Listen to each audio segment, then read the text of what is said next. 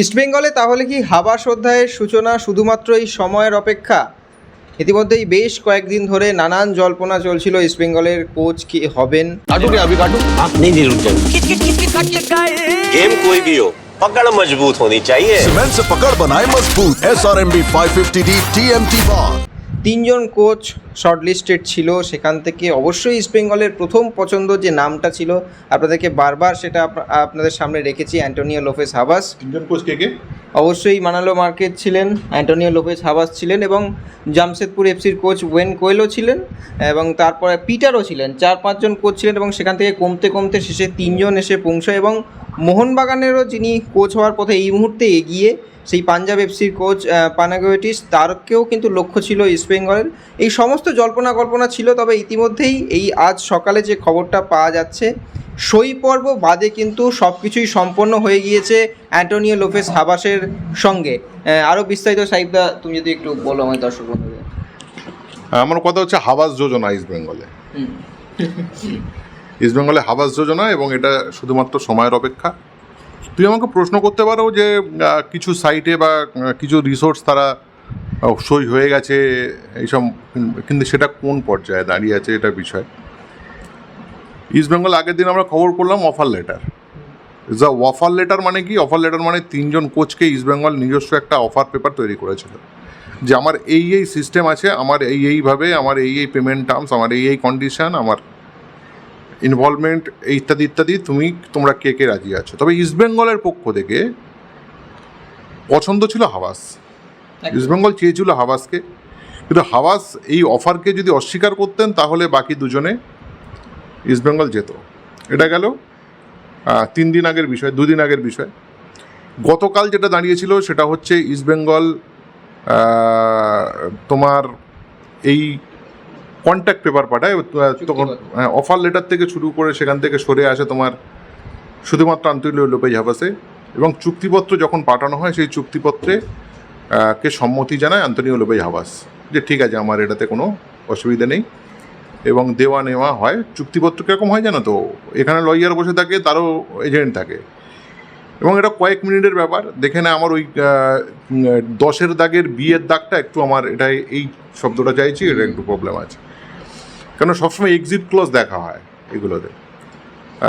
বেরিয়ে গেলে কোনো রকম অর্থনৈতিক এর মধ্যে পড়বে না তো, দুপক্ষই দেখে, এবং সেই জায়গা থেকে সহমত, এবং সহমত হওয়ার পর এদিন সকালে শুধুমাত্র সই পর্বটুকু বাকি আছে, কন্ট্যাক্ট পেপার। আমি কিন্তু নিয়মটা বলে দিলাম, এই নিয়মে সেই কন্ট্যাক্ট পেপারে সাইন করতে চলেছে অ্যান্টোনিও লোপেজ হাবাস ইমিডিয়েট। আজকের মধ্যেই হয়ে যাবে, হয়তো বিকেলের দিকে বা সন্ধ্যের দিকে, খুব খারাপ হলে কালকে হয়তো ঘোষণা হবে অ্যান্টোনিও লোপেজ হাবাস ইস্টবেঙ্গলের কোচ হলেন। এখনো তো কোচ হয়নি। আমি কি হ্যাঁ বলে দেবো? এটা হয় কখনো? সইপরও বাকি রয়েছে, এবং যেটুকু খবর আমরা পাচ্ছি সেক্ষেত্রে অ্যান্টোনিও লোপেজ হাবাস এর আগেও যখন মোহনবাগানে ছিলেন বা ইন্টারকাশিতে যখন কোচিং করিয়েছেন, তার নিজস্ব কোচিং স্টাফকে নিয়েই তিনি এসেছিলেন, এবং যেটা খবর পাওয়া যাচ্ছে যে তার নিজস্ব যে কোচিং স্টাফ, যারা পরিচিত কোচিং স্টাফ যাদেরকে আপনারা দেখেছেন ইন্টারকাশি হোক কিংবা মোহনবাগানে যখন মাঝপথে দায়িত্ব গ্রহণ করেছিলেন শেষবার, যে কোচিং স্টাফদের নিয়েছিলেন সেই কোচিং স্টাফদেরকে নিয়েই কিন্তু তিনি আসতে চলেছেন। সাহেবদা, এক্ষেত্রে আরও একটা প্রশ্ন, যদি হাবাস হন তাহলে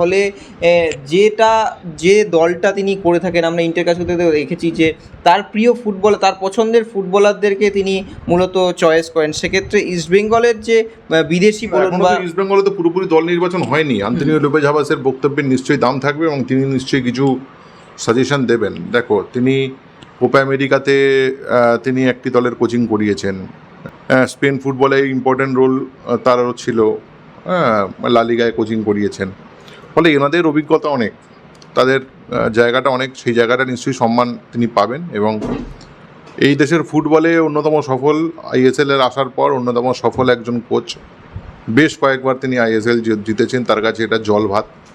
এবং সুভাষ ভৌমিক একটা কথা বলতেন অ্যান্টোনিও লোপেজ হাবাস সম্পর্কে, মাথার চুলগুলো এমনি পড়ে যায়নি, রোদে নয়, এবং তার পেছনে প্রচুর ফুটবল ট্যালেন্ট, মেধা, দর্শন, সেগুলোকে তিনি অ্যাপ্লাই করতে করতে আজকে এখানে এসেছেন। আজকে 69 বছর বয়স। আমি এই জায়গাতে তোমার বলতে পারি অ্যান্টোনিও লোপেজ হাবাসের এই 69 বছর বয়সটাই একমাত্র প্রতিদ্বন্দ্বিতার। অ্যান্টোনিও লোপেজ হাবাসের আর কোনো প্রতিদ্বন্দ্বী নেই। একমাত্র তার এই বয়সটা একটু বেশি বয়স, সেটাই হচ্ছে তবু কর্মঠ থাকার। আসলে কি হয়, একজন ফুটবল বিদগ্ধ মানুষের তার তো সব কিছু পাওয়া দেওয়া নেওয়া হয়ে গেছে, এবারে তার তো আর নতুন কিছু নেই, এবারে তারা চান একটু আরামে থাকবো শেষ এটা এসে। কিন্তু কথা হচ্ছে এই বয়সে এসে তিনি যখন আরও একবার চলো ফিরে যাই, হাতটা ছুঁয়ে দেখ আজও আমাদের ইচ্ছেগুলো এক বলতে চান, সেটাও তো একটা খুব বড় ব্যাপার। কারণ আন্তোনিও লোপেজ হাবাস একজন ফিলোজফার। এই জায়গাতে তোমাকে আমি বলতে চাই যে দেখো, সবার নিজস্ব একটা সেট আপ থাকে, তুমি যেটা জিজ্ঞেস করছিলে, নিজস্ব একটা সেট আপ থাকে, নিজস্ব কোচিং স্টাফ থাকে, সবারই থাকে। তুমি এখন কলকাতা লিগেরও একজন যদি বাঙালি কোচকে নাও, তিনি তার পছন্দ মতো গোলরক্ষক কোচ, অ্যাসিস্ট্যান্ট কোচ, এগুলোকে তিনি কাজ করার একটা টিম থাকে। একটা ডিরেক্টর, সে তার ফিল্ম ডিরেক্টর, তার নিজের পছন্দের সিনেমাটোগ্রাফার বা সেট ডিজাইনার, এদের সঙ্গে কাজ করবে, খুব কাজ করতে সুবিধা হয় আর কি। অ্যাসিস্ট্যান্ট ডিরেক্টর কাজ করতে সুবিধা হয়, আমি যেমন তোমার সঙ্গে কাজ করতে আমার সুবিধা হয়। এইবারে এই ব্যাপারগুলো থাকে অরিত্র। এখানে একটা প্রশ্নের বাইরে আমি একটা কথা বলতে চাই, এটা মোহনবাগান সমর্থকরা কীভাবে নেবে আমি জানি না, কাউকে আঘাত করার জন্য বলছি না, বলছি বলে মার্জনা চেয়ে নিচ্ছি, but it is a fact যে আন্তোনিও লোপেজ হাবাসকে কিন্তু টার্গেট করেছিল মোহনবাগান, ফুল টাইম কোচ না, টিডি হওয়ার জন্য। এবং আমরা বোধহয় খবরও করেছি, যেটা মোহনবাগান থেকে বলা হয়েছিল সারা বছরের জন্য আপনি টেকনিক্যাল ডিরেক্টরের দায়িত্ব নিন ফুটবল, এবং মোহনবাগান সুপার জায়ান্ট থেকে আন্তোনিও লোপেজ হাবাসের পক্ষ থেকে বলা হয়েছিল শুধুমাত্র আইএসএলটুকু দাও, আমার তো সময় নেই, পারবো না, মানে পারবো না শব্দটা বলেনি, আমার পক্ষে সম্ভব হচ্ছে না, এরকম টাইপের কথা। এবং মোহনবাগান সুপার জায়ান্ট থেকে রিকোয়েস্ট করা হয় যে ঠিক আছে, আপনি আমাদের ম্যানেজমেন্টের সঙ্গে তো দীর্ঘদিনের সম্পর্ক, এক্সট্রা দুটো টুর্নামেন্ট আছে, ডুরান্ডার ফেডারেশন কাপ, এখন তো সুপার কাপ আর হবে না, ফেডারেশন কাপ নাম হয়ে গেছে, আগের নামটা ফিরে এসছে, ভালো হয়েছে এটা, এই দুটোতেও দায়িত্ব নিন, তাহলে একটা টোটাল মরশুম হবে। আন্তোনিও লোপেজ হাবাস ওটাতে রাজি হয়নি বা একটু হচ্ছিল, তখন ইস্ট বেঙ্গল এন্ট্রি করে গোটা বিষয়টা। এবং কি প্রশ্ন জাগছে তোমার ভেতরে, মোহনবাগানের মুখের গ্রাস কেড়ে নিল ইস্ট বেঙ্গল, এরকম কিছু?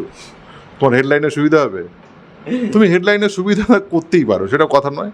মোহনবাগান এটাকে গ্রাস হিসেবে ভাবেনি, কেননা সে একটা কোচ চেয়েছিল এবং তারা একটা সম্মান চেয়েছিল। কোচ তো অন্য হবেন, ঠিক হয়নি এখনো, অন্য কেউ একজন কোচ হবেন, কিন্তু আন্তোনিও লোপেজ হাবাসের একটা সম্মান দিতে চেয়েছিল মোহনবাগান সুপার জায়ান্ট। আমার ধারণা তার থেকে অনেক বেশি সম্মান ইস্টবেঙ্গল দিচ্ছে একটি জায়গাতে, যে তিনি টেকনিক্যাল ডিরেক্টর, তো অবশ্যই ভারতীয় সংবিধানে রাষ্ট্রপতির মতো বা আমাদের রাজ্যপালের মতো রোল, তো ভূমিকা কিছু আছে, কিন্তু দেশ চালানোর ক্ষেত্রে ততটা ভূমিকা থাকে না। নিশ্চয়ই ভূমিকা আছে, সম্মান আছে, দেশের প্রথম পুরুষ, সব ঠিক আছে, কিন্তু মানে কার্যকারিতা বা কাজ করার জায়গাটা কম। টেকনিক্যাল ডিরেক্টরও তাই, সম্মান হয়তো আছে কিন্তু কাজ করার জায়গাটা কম। আন্তোনিও লোপেজ হাবাসের মধ্যে এখনও কিছু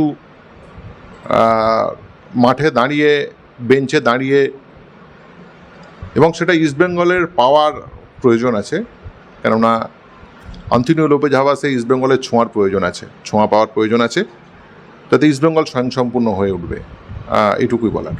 তুমি আর একটা প্রশ্ন করো না, তুমি যদি প্রশ্ন করো আমি উত্তর দেবো না, যা বলার এইটুকুই থাক। আবার যখন অবশ্যই সরকারি ঘোষণা হবে তখন আপনাদের সামনে অবশ্যই সরকার মানে কি সরকারি ঘোষণা হবে, আবার কি সরকার, তখন ঘোষণা করে দেওয়া হবে অফিসিয়ালি, সেটাকেই অফিসিয়াল বলছে একদম। কারণ যতক্ষণ না ঘোষণা করা হয় ততক্ষণ তো আমরা বলতে পারবো না। যাই হোক, যেটাকেও এখনো পর্যন্ত যেটা আপডেট সেটাই আপনাদেরকে জানালাম। অবশ্যই দেখতে থাকুন এক্সট্রা টাইম বাংলা, সাবস্ক্রাইব করুন আমাদের ইউটিউব চ্যানেল, অবশ্যই লাইক করে দেবেন আমাদের ফেসবুক ও ইনস্টাগ্রাম পেজটি। ধন্যবাদ।